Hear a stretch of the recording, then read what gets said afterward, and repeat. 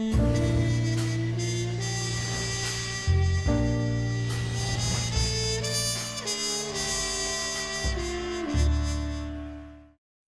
Eddie Muller, and this is Noir Alley. One of the most popular subgenres of the crime film is the heist picture.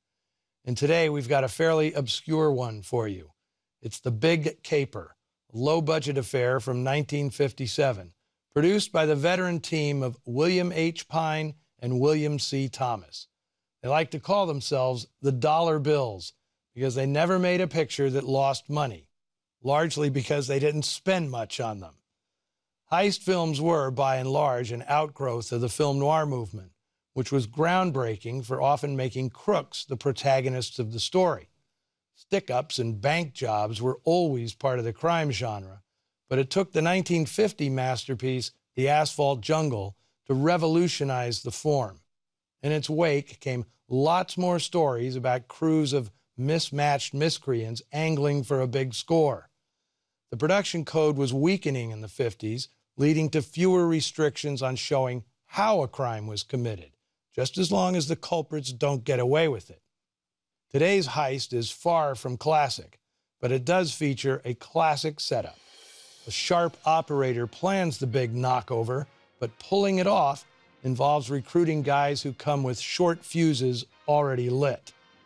Can the tensions within the crew survive the buildup to the actual heist?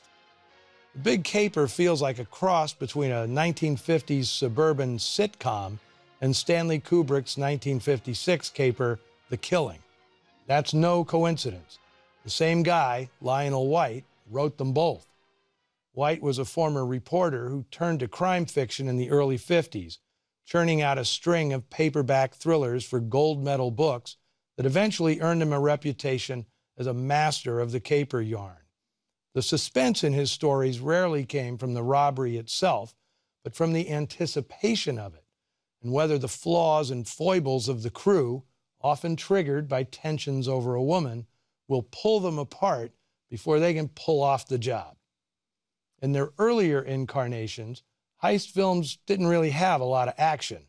They were generally slow-burning character studies of men under pressure. Now, if anybody had the proper training to make crime pictures, it was Rory Calhoun. An abused child from a broken home, Frank McCown was stealing cars and robbing jewelry stores while still a teenager. Sent to an isolated reformatory in Central California, he busted out and went on the run. He was eventually apprehended after driving a hot car across state lines, a federal rap. The kid served 3 years in a federal pen in Missouri before his 21st birthday. Back in L.A. after his release, McCown was riding a horse in the Hollywood Hills when he met another guy on horseback, Alan Ladd. Ladd's wife, Agent Sue Carroll, got the handsome kid a screen test.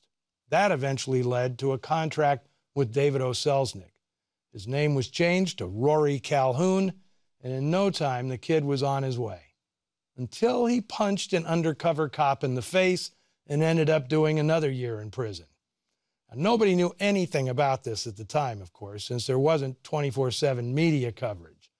But once he was out, the ex-con straightened up and flew right into a busy career making westerns and adventure pictures. His 7-year contract with 20th Century Fox included playing Betty Grable's boyfriend in How to Marry a Millionaire, one of the few times he wasn't in chaps and a Stetson. The long-term contracts were over by the mid-50s, however, which is how Calhoun ended up making this quickie for the Dollar Bills, part of a 3-picture deal they had with United Artists. This is one of only 5 feature films made by Robert Stevens, who has the distinction of directing more episodes of Alfred Hitchcock Presents than anyone else, 44 in all.